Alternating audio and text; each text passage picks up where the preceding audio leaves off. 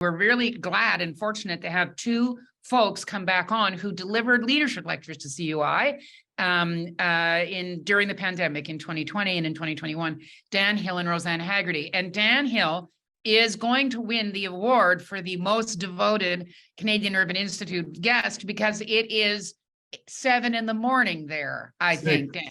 6. Excuse me, even worse. It's 6 a.m. for Dan, who when he spoke with us was in Northern Europe, and now he's living in Australia. So Dan, thank you so much for coming back and joining us. And Rosanne, I'm assuming, are you in Concord? Where are you?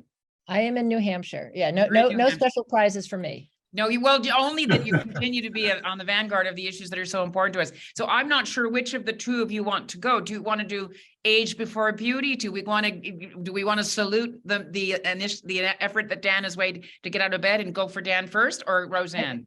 I think Dan deserves the first slot here. And that might be a question challenge because I just woke up, so I mean, who knows what I'll say. Zara and I will sit in the background and very happy to have you folks with us for the next 30 minutes to just give us a sense of what you think lessons are from the last 1,000 days and going forward, what's the COVID dividend. So over to you first, Dan. Thanks for joining us again. No, total pleasure, and thanks for inviting me. And it's actually great to be here. And what I was reflecting on actually was that as I woke up at 4:45 in the morning, and then got on my bike. Actually, I then cycled into work. So I'm now sitting here in the University of Melbourne, where I work at the Melbourne School of Design. I'm probably the only person in the building, I imagine. Maybe there's a cleaner in here as well. I saw some stuff outside the door there. And I was cycling through. It's about 10 kilometers on my bike. And it's an e-bike, so it's like a pedal assist e-bike, which I think is the most magical thing. It's one of the best things to come out of the last 1,000 days. For what it's worth, actually, is the huge uptick in those things.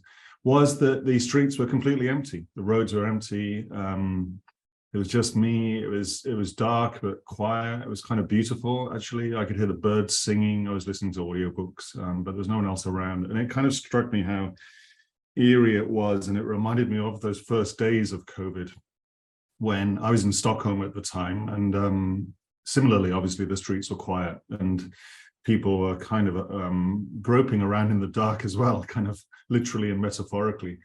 And it was in a strangely magical moment and an awful moment at the same time. And it was very hard for us all to process, obviously, what was going on there, because it was fearful and distressing, and people were dying. It's the worst possible scenario. But at the same time, there was also this understanding of, there was a moment of discovering another world in the places that we lived. And it was very visceral and confusing and magical, as I said, and some immense benefit came from that, it seemed to me, as well as the horrific disbenefits and the things that people were struggling with. So it's very hard to talk about, as you know, because it was one of the worst things you could imagine happening, a global pandemic. And at the same time, people were kind of rediscovering their neighborhoods. And there was a lot of talk early on in those days of discovering community resilience, reaching out to neighbors, understanding the rich biodiversity that urban areas host, the possibility of streets without traffic, the possibility of a city that wasn't predicated on consumption purely, that, you know, the cities were more than just about the CBD, the central business district, was something else possibly, and people were kind of stumbling around, and there's amazing footage from those times, as you know.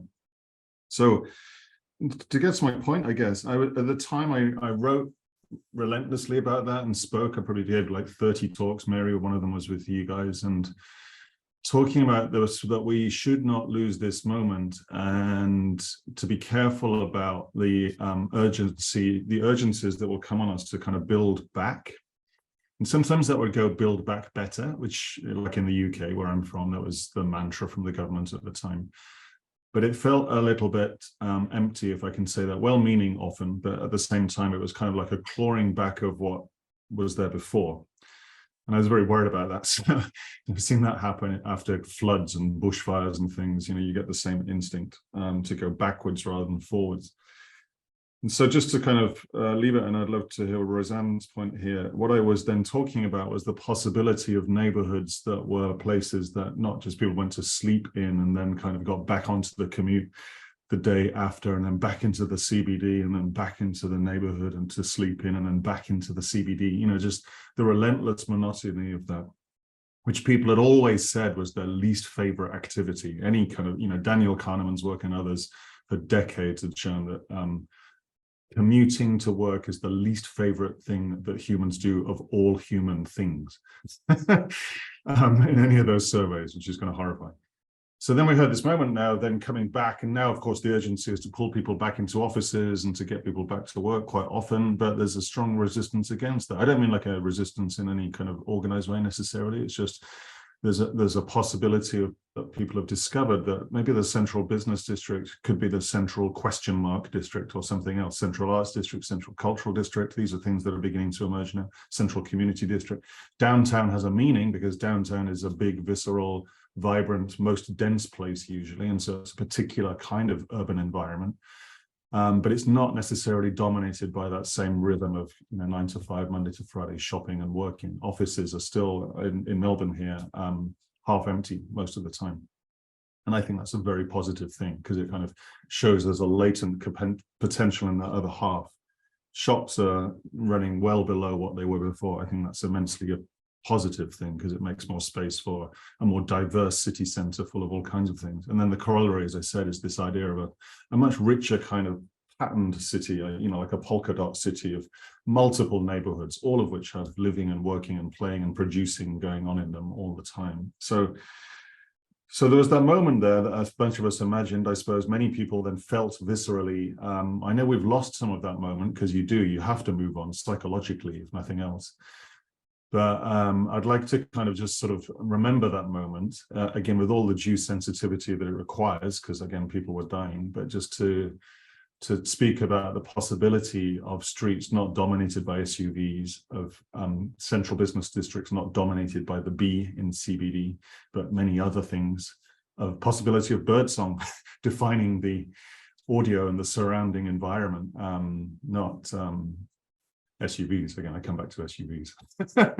So that's what I just felt on the way in. And so I'd like to kind of pause it, or like hang that experience in the air, not to say that's a design or a solution or a strategy, but just as a kind of personal, visceral understanding of that. And that's what I feel right now.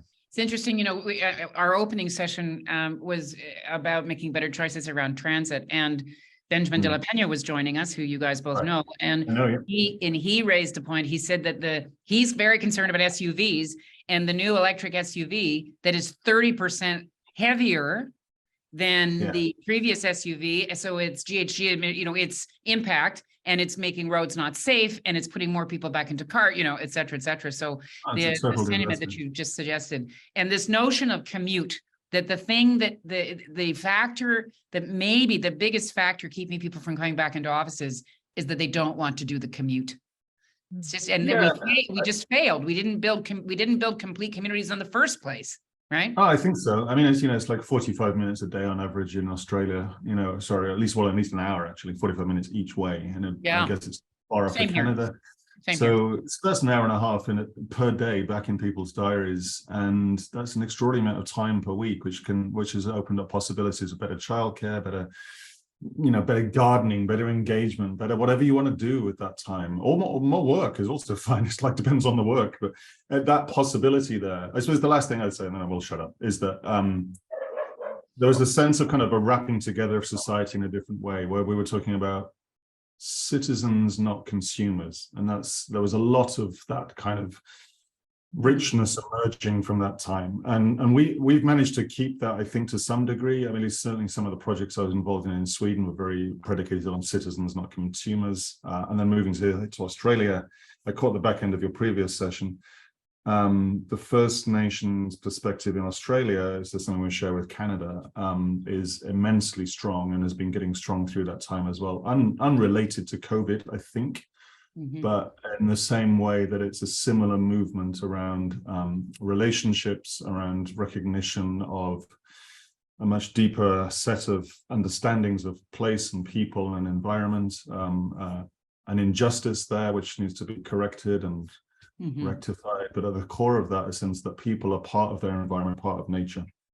and they are not consumers in that sense. And Right. that was a very different shift that was possible then. It's possible now. Some things happened then which were amazing and continuing. Some things have stopped because of the desire to build back. And so we're in the maelstrom of all of that storm after the storm. I still think it's a quiet storm now, but it's still raging, that question. We're still in the mess of it. Rosanne, let's go to you next, and then Zara will come in with some questions for both of you. Go ahead, Rosanne. I know you have a slide, right? I do, and I'll ask you to pull it up in a minute, but just so appreciated Dan's observations, and I'll just come at the question from the point of view of the work that we do, which is helping communities across the U.S. and supporting a similar set of communities in Canada and Australia on moving toward what we call functional zero homelessness. And this idea that homelessness, if it's approached as a public health problem collectively with shared aims, that's where you begin to move through what has been a problem, I think, characterized by lots of technical solutions and good intentions that really don't add up to a shared result. And in so many ways, in my takeaway, and I think the theme of the conversation here is the power of urgency, and with certainly acknowledging Dan's caution that misused urgency, like in a hurry to get back to something, is not what I'm talking about. But the way in which the atmosphere of urgency released us from rules and hierarchies and made it possible to organize around clear shared aims, that more people experienced a sense of agency around what their own role in the crisis could be and their response to it. And in ways that were just very affirming for what we had been learning through our work, and certainly reinforced and sort of accelerated a sense of how these complex problems actually can be faced and shifted. Really beginning with what that shared aim is, in the time of COVID, keep people safe, stop the course of disease, get to vaccines, build a delivery mechanism. Well, we saw, and we've seen for many years increasingly, that if you approach issues like homelessness with that same sense of urgency, that is really a precondition for any kind of movement past stasis. And so we had seen prior to COVID, and now reinforced, in the last few years, that you need a nimble team. You need basically, government, not-for-profits, citizens, anyone who can contribute, really lining up behind this shared aim with a shared sense of what progress looks like and how that will be measured. That also requires having kind of a shared truth, data that's trustworthy, not simply quantitative, but qualitative, but that's co-created and therefore trusted. It's vital to be making decisions based on that information, not on some kind of pre-baked plan, but as the issue is unfolding in real time. The value of communication networks, so that you're not you don't have every city trying to solve a problem in its own unique way, but also learning actively and simultaneously from others. And those insights that we'd had in our work on homelessness just seemed to be reinforced, crystallized, and so applicable to so many of the problems that, as Dan was saying, just really were exposed in a new way, problems that we have ignored or just seemed to treat as just inevitable. How we think about cities, how we think about neighborhoods, how we think about consumerism, how we think about our relationship to land and tradition and culture. And so this atmosphere of urgency, how do we retain its power is something I think about. And, a couple, specific, kind of pieces of that, I would say, is how might we hold on to the insight that you need policy to move at the speed of the problem, to be so much more dynamic. And also, I don't think it was just in the United States and Canada, like money showed up. Our governments, put huge investments out into conditions that, frankly, existed before, the pandemic. People living in unstable and vulnerable housing conditions, and trying to shore that. Basically, a lot of problems that we've just been struggling with for a long time. All of a sudden, we're sort of recognized as the emergency they are, and governments found money to address them, not necessarily as effectively as they might, but I think that just kind of got exposed. If we value something, we find the money to do it. And so I'll just stop there. It's Do you want to funny. show your slide, Rosanne? Yeah, we can put up the slide because it basically just sort of captures these elements that we had been seeing were essential to put in place in communities to end homelessness. Okay. And what we were coming to see is like, these were the same things communities were doing and needed to be doing and have in place to have an effective response to not just COVID, but the whole host of things produced as urgent challenges by COVID. That this idea, organizing behind a shared aim, like that's sort of a definition of effective collaboration.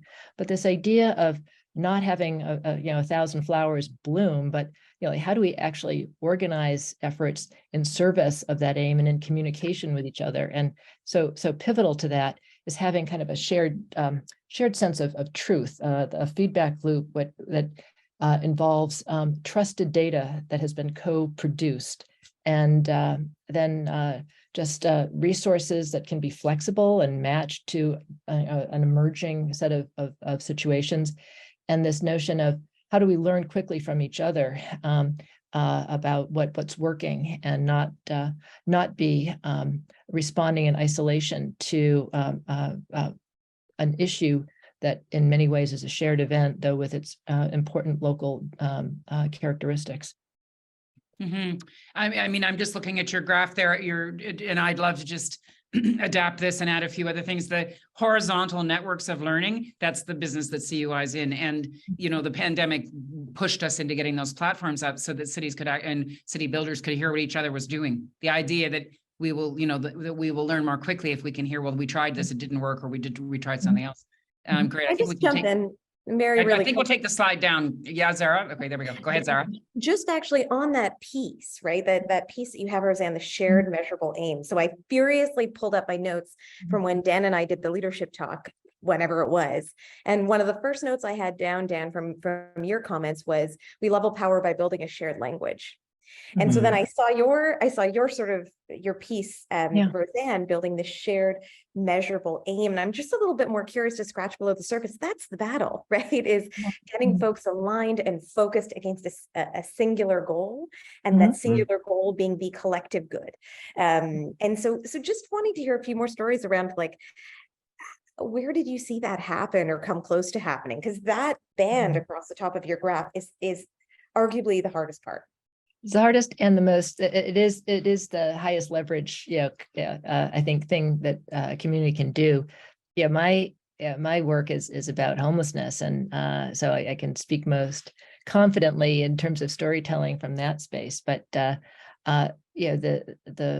job of ending homelessness really has to be about having a sense of what is the point of all of our work. And it's interesting, we earlier this year had teamed up with the Menino survey, which is produced annually by Boston University's Institute of Cities. And we're able to incorporate a number of questions on homelessness that went into the survey. That I think it's about 135 mayors of cities, over 75,000, very careful representative sampling. And it's a conversation. It's not just, fill out a form. And I thought the most valuable insight from the whole exercise was the question, like, what should be our goal? What does success look like? And I'd say just about every mayor flunked that question. We had responses from like fewer citizen complaints to more services, to just like question mark, long pauses. And so if you don't know what it's all supposed to add up to, then that's maybe one definition of a broken system.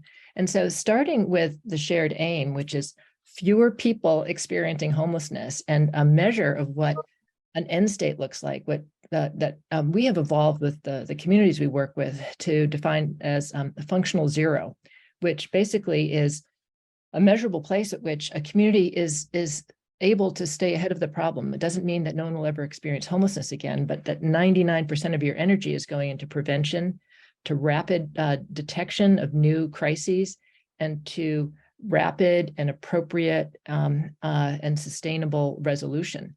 And it's basically, it's kind of the way most efforts, in global health, or think about aviation or Vision Zero and traffic safety, that you basically start with a commitment to solve the problem all the way through and learn your way there. But you need to have a common destination that has to, I think, will be measurable and just strike everyone who needs to, collaborate, the folks who hold the significant rules and resources and information in a place around an issue, to really, just constantly be coming back to that challenge of, kind of a population level solution.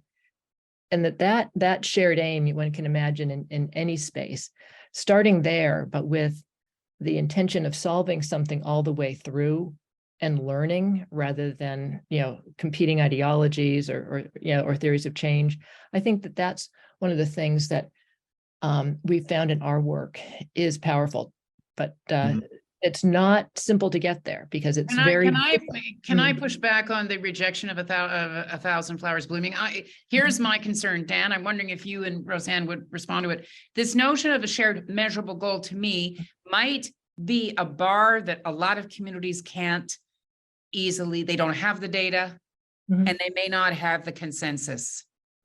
So I'm interested during COVID, I think we saw people improvising a lot. And I worry a little bit about that. I know how important it is to have the kinds of systems you're talking about, Rosanne, but I don't want to immobilize people if they don't have the capacity.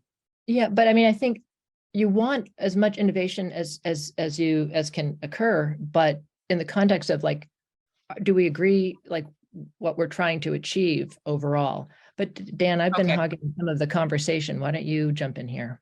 No, it's fascinating, Rosanne, and it's so interesting. Thank you. And it does resonate a lot, I think, as Zara was saying, with what I was pretty talking about the last time I was on. When I was working in the Swedish government, we were doing mission-oriented innovation, following the kind of logic of Mariana Mazzucato, my colleague at UCL.